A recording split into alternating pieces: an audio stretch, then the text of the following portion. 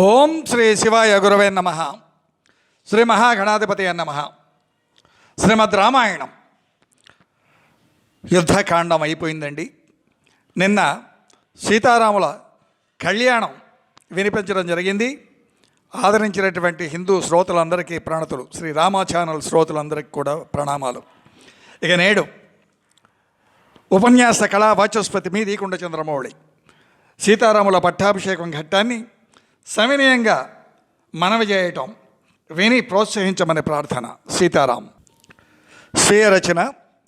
రామాయణ కల్పతరు సాకల చొచ్చి జొచ్చి రామయను పల్లవములు మెక్కి సొక్కి రామాయన్సు రెమలలు ఎలలూగి యోగి రామ రామాయనుచు కలస్వనంబున తీయగా పాడిను వాల్మీకి కోయిలమ్మ. అమ్మను తీస్తూ స్వీయ రచన. అమ్మా సుధారసరంజిత రాగవీణాకరాంచిత మండితవమ్మ ఇమ్మా మధుర భావనా పటీర పటువు నిన్నే నమ్మితినమ్మా సమ్మతిన్ కావవే మంజుల భాష్యనిధి సుధీయతలివ్వవే సుమధుర గాత్రమిచ్చి సాహితీ రసపిపాస యోగ ప్రభావమిచ్చి సత్కృపన్. అయ్యా, నాదేముంది కనుక అమ్మ యొక్క వాణి విలాస గడాక్షంగా సమర్పించబడుతున్నటువంటి ఈ కార్యక్రమం. అయ్యా, మీకు తెలుసు సీతామాతను అగ్ని ప్రవేశం గావించమన్నారు. నేను చాలా సూక్ష్మీకరిస్తూ ఉన్నాను. ఆ యమ అంటుందండి, మిథ్యావాదనలకు భయపడ్డాడు కదా రాముడు అని భావించి సీతమ్మ అగ్ని ప్రవేశం చేస్తుందండి. ఎలా? నా హృదయం ఒక క్షణమైన శ్రీరామునికి దూరముగాక నిరంతరం ఆ స్వామి అందే లగ్నమై ఉన్నచో లోకసాక్షి అయిన అగ్నిదేవుడు నన్ను రక్షించుగాక. అయ్యా, ఎందుకన్నదండి? హైందవ సాంప్రదాయంలో వివాహం సందర్భంలో ధర్మేచ అర్థేచ కామేచ త్వయా ఏషాన్నాతి చరితవ్యా, ఇవి కన్యాదాత అడిగేటి మాట. నాతి చరామి అని వరుడు అంటాడు కదా.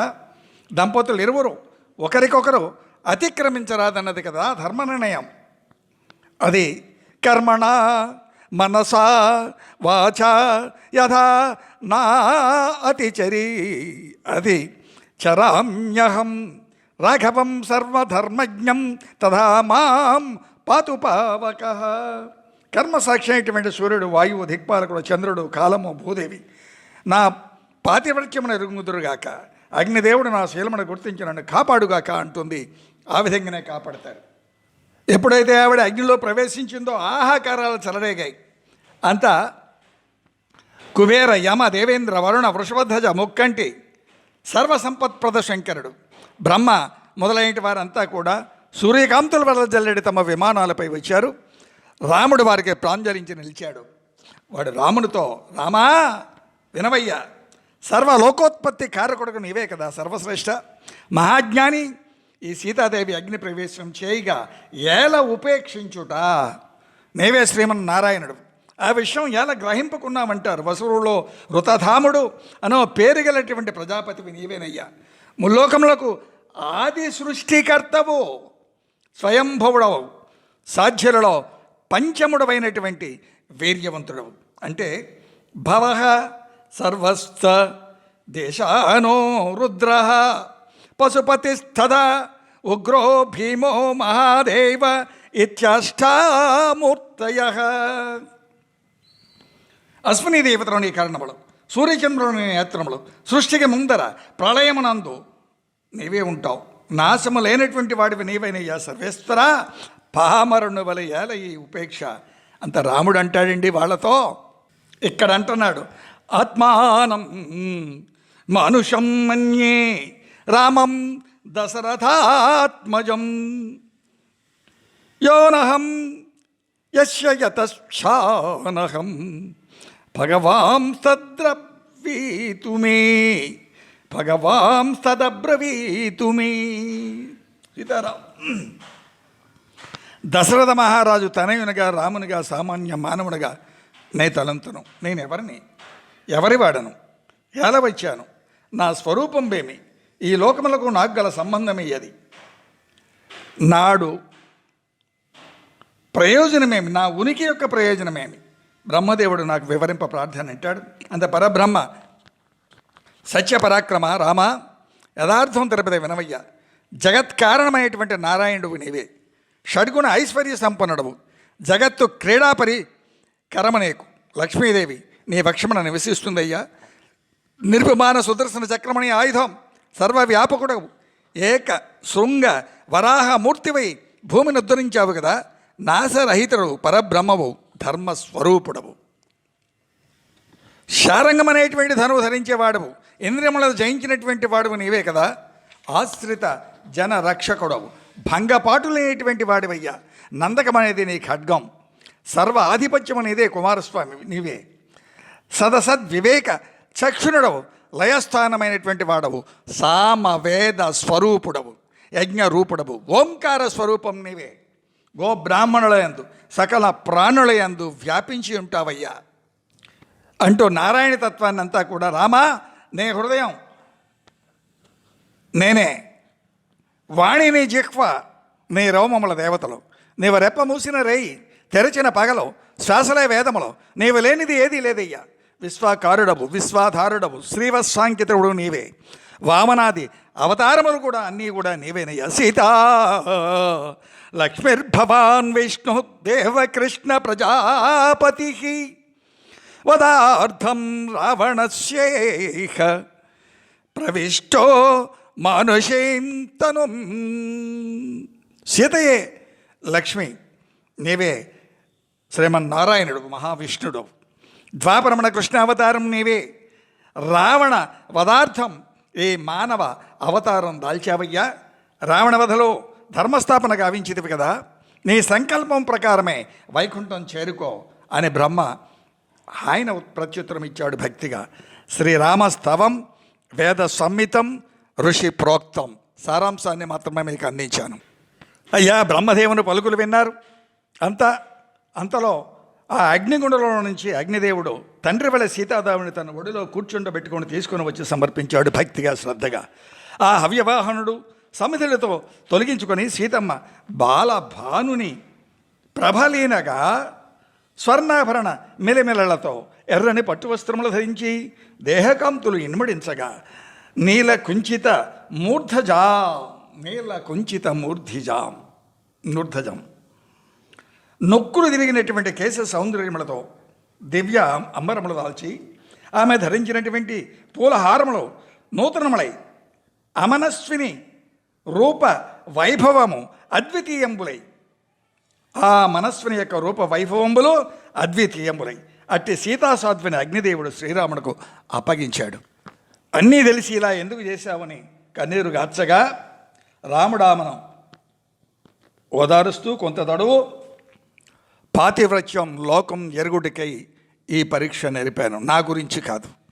ఈ అయోనిజ పవిత్రత వెల్లడి కానీక గ్రహించినట్లయితే లోకుడు రాముడు కామ పరతంత్రుడో సత్యవ్రతుడైనట్లయితే నేను సీత పాతివ్రత్యం మెరుగుదును. నేనే సత్యవ్రతుడనైతే సీత యొక్క పాతివ్రత్యం ఎరుగునటువంటి వాడన. అందుకే అగ్ని పరీక్ష. ఆ అగ్ని పరీక్షలో ఉపేక్ష. నాకు తెలుసు ఏమవుతుందో. ఈమె శీల చారిత్రములే ఈమెకు భద్ర కవచము. రావణుడు అన్యథా ప్రవర్తింపజాలడని కూడా నేను ఎరుగుదును. ఈవిడ అగ్నిశిఖ, సూర్యుని వీడి కాంతి ఉండదు. మా అన్యోన్యతయు అట్టిదే. ఈమెను పరిత్యజించుట అసంభవం అని దేవగణములు బ్రహ్మాది దేవతలు అగ్ని మెచ్చగా రాముడు ఆనందంగా ధర్మ మార్గమున సీతను దగ్గరికి తీసుకున్నాడు. ఏమండి దాంపత్య జీవితం ఎలా ఉండాలి? భార్యాభర్తల అనుబంధం, ఒకళ్ళ మీద ఒకళ్ళకు ఉండవలసినటువంటి నమ్మకం, ఆ జీవన విధానం అగ్ని ప్రామాణికంగా. అందుకనే అగ్ని యొక్క ప్రస్తావన ఇక్కడ. అగ్నిగుండంలో దిగటం, బయటికి రావటం. శీలం ఎంత ఆ పాతివ్రత్య మహిమ ఏ స్థాయిలో ఉంటుందో ఇక్కడ మనకు ద్యోతకం అవుతుంది. తెలవనటువంటి సన్నాసులు మాత్రమే రాముడు సీతను వదిలాడు. యూట్యూబులలో కొంతమంది మహామేధావులనే ముద్ర వేసుకున్నటువంటి వాళ్ళు మాట్లాడే మాటలు వింటుంటే ముందు రామాయణం చదవండి, ఆపై ఏడవండి. అడ్డగోలు మాటలు మాట్లాడకూడదు. అంత పరమశివుడు లోక కళ్యాణకారక వచనమును ఈ విధంగా అంటా ఉన్నాడు. అక్కడికి దిగొచ్చి, రామా, దారుణమైన రావణుని వధించావు కదా, సమస్త లోకములను కాపాడేవయ్యా. భరతను ఊరడించి, కౌశల్యను ఓదార్చి, కైకేయిని, సుమిత్రాదేవిని భక్తితో అనునయించి, అయోధ్యకు పట్టాభిషిక్తుడవై పుత్ర పౌత్రాభి పరంపరల వన్నె తెచ్చి పెట్టవయ్యా. అశ్వమేధాది యజ్ఞములు ఆచరించు, బ్రాహ్మణాదులను తృప్తిపరచవయ్యా. ఆపై పరంధామం నీ ఇచ్చ ప్రకారం చేరుకో.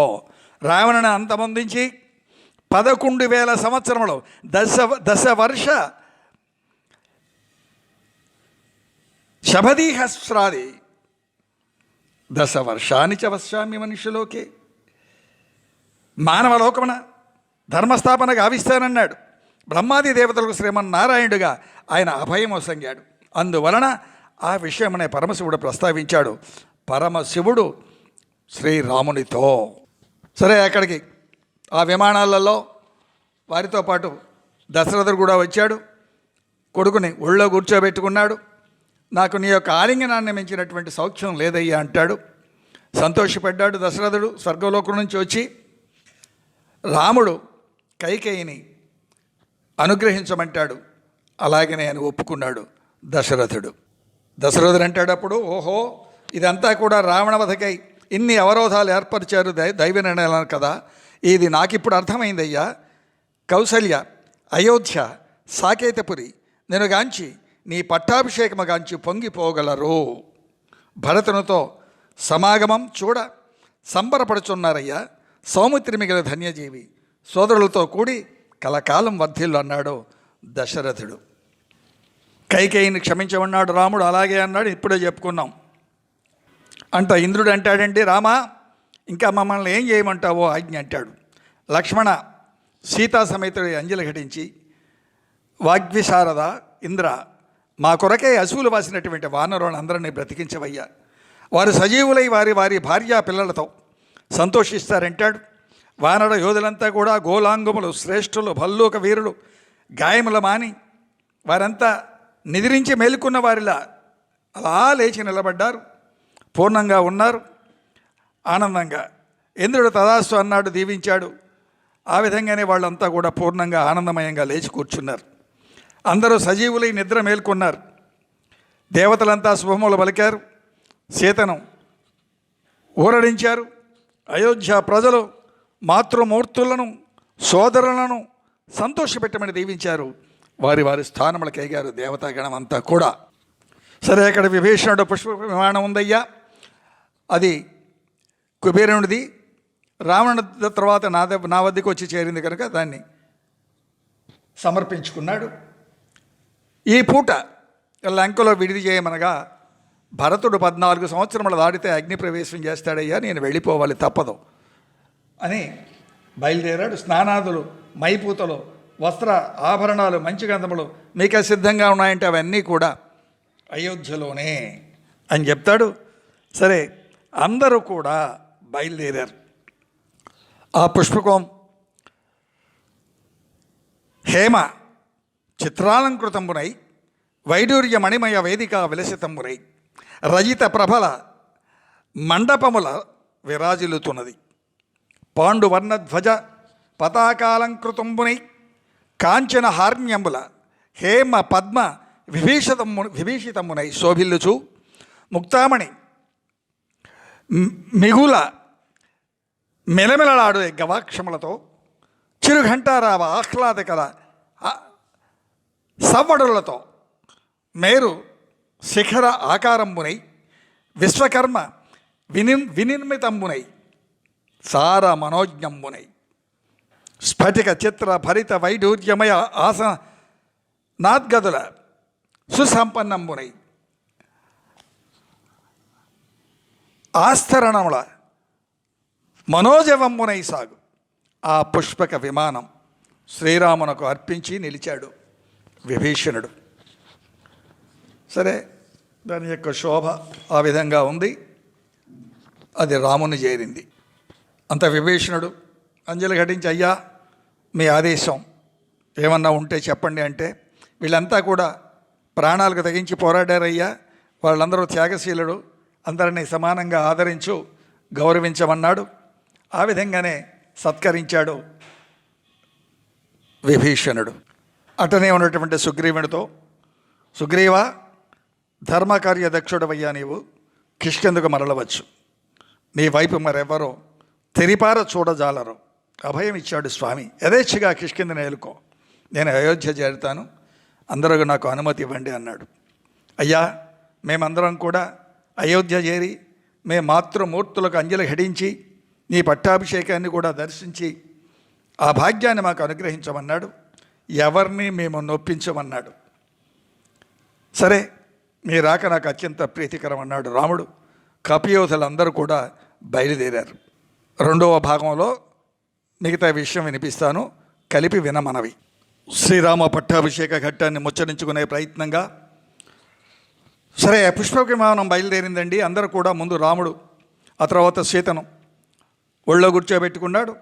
ఆ వానరులు వాళ్ళందరూ కూడా ఆ పుష్పక విమానాన్ని అధిరోహించారు. అది బయలుదేరింది మనోజ్ఞంగా. ఎలా ఉందండి ఆ పుష్పక విమానం? హంసల ప్రతిమలతో అలరాడుతూ ఉంది. అందరి ప్రశంసలు అందుకుంటూ సాగుతూ ఉంది. రాముడు కుబేరుని వల్ల భాషిస్తూ ఉన్నాడు. వానర భల్లూక రాక్షసులందరూ కూడా విశాలమైన ఆ విమానంలో హాయిగా ఆసీనులై ఉన్నారు. సాగుతోంది పుష్పకం. కైలాస శిఖరాన్ రకారే త్రికూట శిఖరే స్థితాం లంకాం ఏక్షస్వ వైదేహి నిర్మితాం విశ్వకర్మణ. ఓ వైదేహి, చూడవమ్మా, కైలాస శిఖరం వలె ఉన్న ఈ త్రికూటాచలముపై లంకానగరిని గమనింపుమా. ఇది విశ్వకర్మ వినిర్మితంబు సుమా. ఇదే రణభూమి. ఈ చోటనే కదా పెక్కు వానర రాక్షస యోధులు వీరమరణం పొందారు. బ్రహ్మవర ప్రసాదం పొందినటువంటి బల మత గర్వితుండినటువంటి హింసా ప్రవృత్తుల లోక కంటకుడైనటువంటి క్రూర కర్ముడు ఆ రావణుడు నిన్ను అపహరించి బూడిదయ్యి పడి ఉన్నది ఇక్కడే చూడు. బూడిద. లంకలో రావణుని హస్తిపంజరం దొరికింది అని కథలు అల్లుతూ ఉంటారు, చెప్తూ ఉంటారు. మరి ఎందుకు చేస్తారో ఆ వీడియోలు వాళ్ళకే తెలవాలి. అదేవిధంగా నాచే కుంభకర్ణుడు, నీలనుచే ప్రహస్తుడు, హనుమ ధూమరాక్షుని, సుషేనుడు విద్యున్మాలని, లక్ష్మణుడు ఇంద్రజిత్తుని వధించారు. వెంకటాసురుడు అంగదునుచే విరూపాక్ష మహాపార్శ్వ మహోదర అకంపన్న, ఇలా ఎందరో రాక్షస యోధులు అందరూ కూడా సమసిపోయారు. రావణ పట్ట మహర్షి వేల కొలది సవతులతో విలవలలాడినది ఇచ్చటనే. ఇదియే సేతువు. నలుని యొక్క పర్యవేక్షణలో నిర్మితం ఇది హిరణ్యనాభం అన్న పేరు కలిగినటువంటి మైనాక పర్వతం. సముద్ర లంఘన సమయమున హనుమనకు విరామవసగా బయలుపడినటువంటిది ఈ మైనాకమే. సాగర ఉత్తర తీరం ఇదే సేతుబంధనమని పిలుస్తారు దీన్నే. ఇచ్చట పరమశివుడు నన్ను అనుగ్రహించాడమ్మా అంటే సేతు నిర్మాణం ముందే రాముడి ఇచ్చట శివలింగ ప్రతిష్ఠ గావించాడంటుంది. పార్వతీ పరమేశ్వరుల యొక్క దర్శనం వసిగారని కూర్మ పురాణం చెబుతూ ఉంది. రావణ సంహారం అనంతరం ఇట లింగ ప్రతిష్ఠ రాముడు గావించాడని పద్మపురాణం చెబుతూ ఉంది.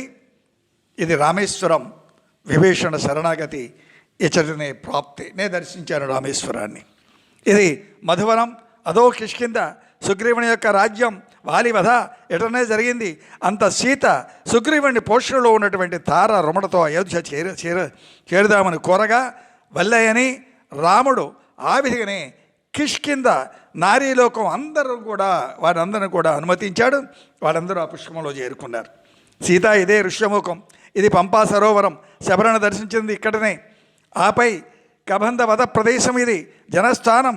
వటవృక్షంపై జటాయువు నివసించాడయ్యా. రావణుడితో పోరాడి నీ జాడ తెలిపి అస్పులు వీడాడమ్మా జటాయువు. ఇది మన పర్ణశాల. గోదావరి ఇదే అగస్తాశ్రమం, సుతీక్షణముని యొక్క ఆశ్రమం, శరభంగముని ఆశ్రమం అన్నీ వరుసగా చూపిస్తూ ఉన్నాడు. ఇంద్రుని గాంచి ఇచ్చటనే కాంచినది. మరియు విరధుని యొక్క వధ ఈ ప్రదేశంలోనే జరిగింది. సీత అదుగో ఋష్యముఖం. ఇది పంపా సరోవరం. శబరిని దర్శించింది ఇచ్చటనే. కబంధుని యొక్క వధించినని ఇచ్చటనే. గోదావరి ఇదిగో అగస్త్యాశ్రమం, సుతీక్షణముని ఆశ్రమం, శరభంగముని ఆశ్రమం అంటూ వరుసగా చూపించుకుంటూ వస్తూ ఉన్నాడు. ఇగో చిత్రకూటం. భరతుని పాదుకలు ఇచ్చినది నాకు ఇచ్చిననే. యమునా నది, భరద్వాజముని ఆశ్రమం, త్రిభిధగంగా వరుసగా అన్ని, శృంగభేరీపురం, గోహుడు మనల్ని సేవించినది ఇచ్చటనే. బహు పుష్పావకీర్ణ శోభల వనములతో సరయూ నది ప్రదేశం అదుగో అయోధ్య, మా తండ్రి గారి రాజధాని. ఈ అయోధ్యాదేవికి నమస్కరింపుమా అని ఆ విమానయానముననే వారందరూ భక్తిగా, శ్రద్ధగా, ఆదరపూర్వకంగా నమస్కారములు అందించుకున్నారు ఆ అయోధ్యాపురికి. ఎలా ఉందండి అయోధ్యాపురి? విశాల కక్షాలు, స్వచ్ఛమైనటువంటి కాంతులేనిచో హార్మ్యములు, గుంపులు గుంపులుగా చేరినటువంటి గజరాజములు, వాజీ సంకులములు, శోభల ఇనుముడింపగా ఔనిత్యముల అలరార అమరావతి వరే మహేంద్ర వైభవంలోలకు అయోధ్య ఆశ్చర్య ఆనందముల తొలికిసలాడ తరివిగా ధరించారు. అయ్యా, చైత్రశుద్ధ పంచమి 14 సంవత్సరముల దీక్ష సంపన్నం అవుతూ ఉండగా ఆనాడు శ్రీరాముడు ఆ ముని ఆశ్రమం చేరి ప్రణమిల్లి, భరద్వాజముని ఆశ్రమం, అయోధ్య విషయాలన్నీ అడిగాడు. భరతుడు నీ రాకకై ఎదురు చూస్తూ ఉన్నాడని చెప్పారు.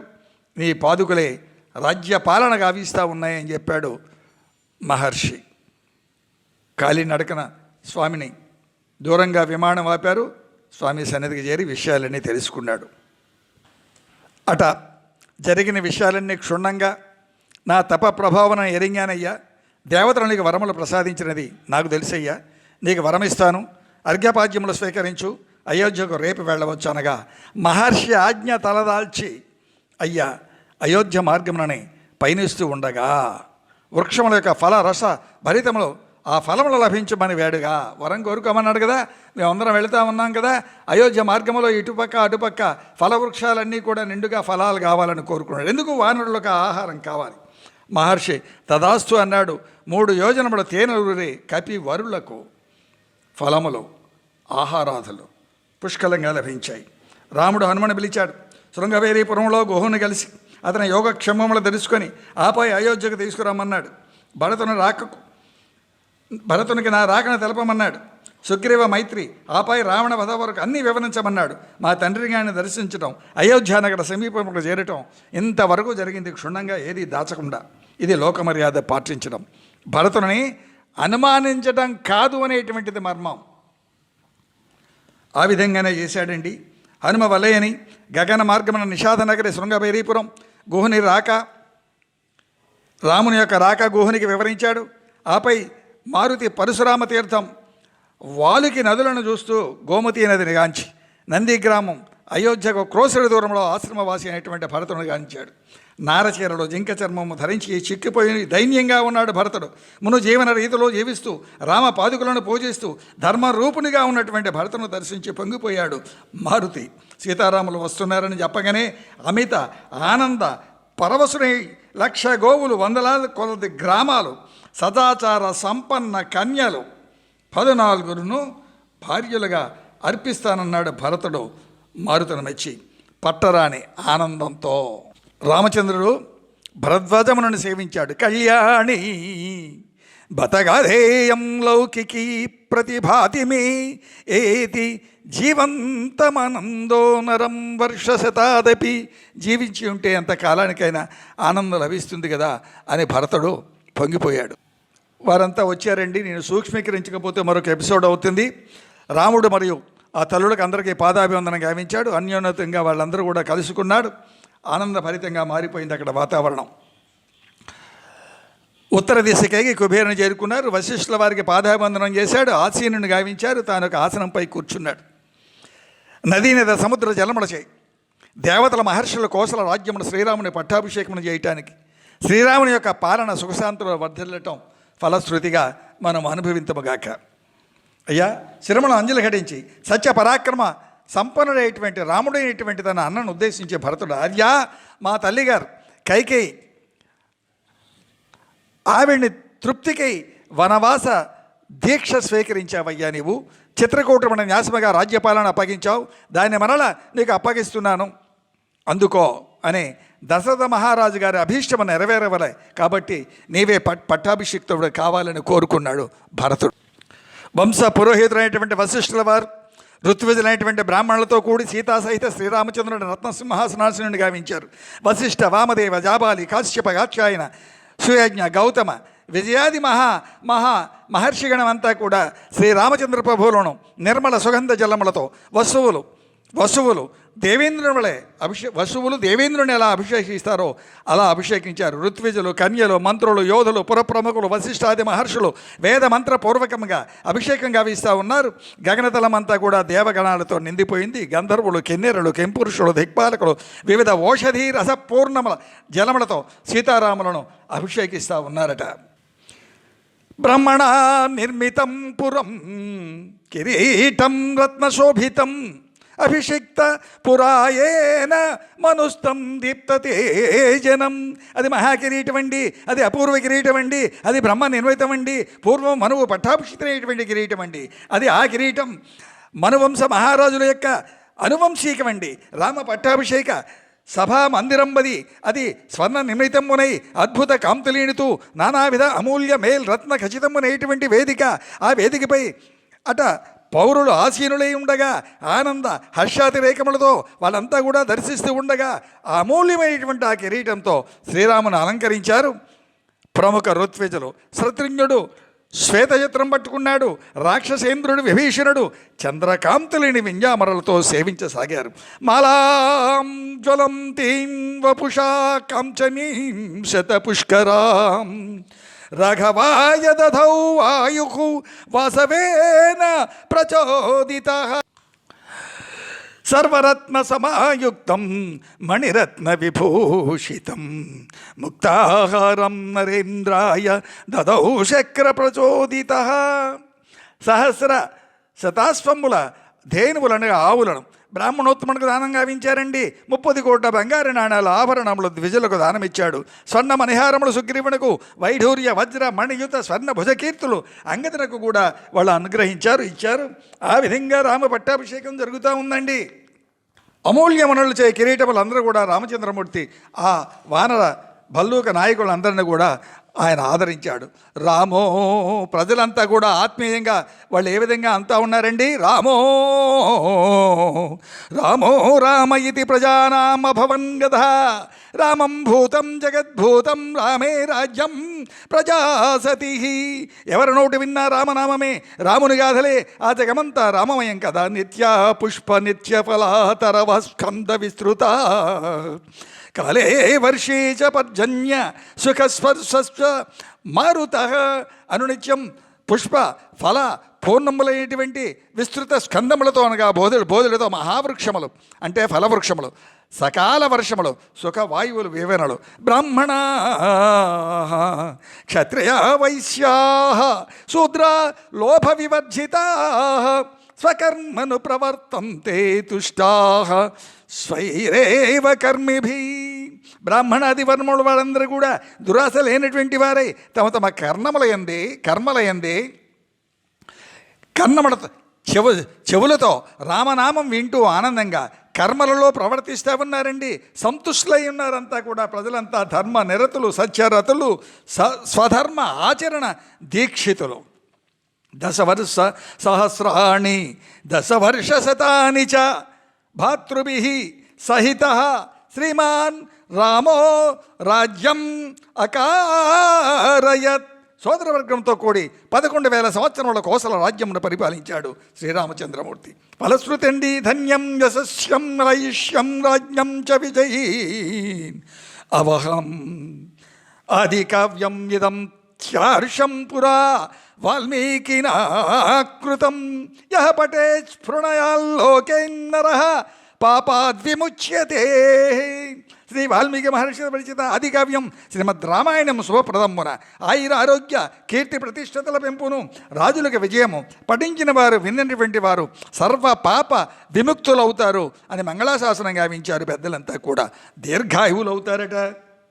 ముఖ్యంగా ఈ పట్టాభిషేకం విన్నటువంటి వారు సంతానవంతులై సంపదలు అందుకుంటారండి. స్త్రీలు కౌశల్య, సుమిత్ర, కైకేయుల వల్ల వర్ధిల్లుతారు. జితక్రోధులై దారిద్ర్య విముక్తి నంది బంధు సమాగమంతో శత్రుభయ నాశిని రామాయణమిదం కృష్ణం శృణ్వత పఠతః సదా ప్రియతే సతతం రామ సహ విష్ణు సనాతన. శ్రీరాముడు సనాతన విష్ణువు, ఆయన యొక్క అవతారమే రామాయణం. వినినటువంటి వారికి, పఠించినటువంటి వారికి రామానుగ్రహ ప్రాప్తి సిద్ధించుగాక. ఆదిదేవో మహాబాహుం హరినారాయణం ప్రభు సాక్షాత్ రామో రఘుశ్రేష్ఠ శేషం లక్ష్మణ ఉచ్యతే. రఘువంశ శిరోమణి మహాబాహు శ్రీరామచంద్ర ప్రభువు, దేవాది దేవుడినటువంటి శ్రీమన్నారాయణుడి లక్ష్మణస్వామి ఆదిశేషుని యొక్క అవతారం. అంటే రాముడు శ్రీమన్నారాయణుడు, లక్ష్మణస్వామి ఆదిశేషు. ఈ విధంగా మనకు అవతారం యొక్క వైశిష్ట్యాన్ని చెబుతూ ఉన్నారు. శుభకరం, ప్రయోజనకారి, సమస్త వృద్ధి, స్త్రీలకు ఉత్తమ సౌఖ్య ప్రాప్తి, ఆయురారోగ్య కీర్తి ప్రతిష్టలతో సౌభ్రాతృత్వం, బుద్ధి కౌశలం ప్రాప్తించుగావుత. పురాతన రామోదంతం సర్వశుభములు చేకూరుస్తుందండి. శ్రీమన్నారాయణ యొక్క ప్రభావం మిక్కిలి ప్రసరించుగాక.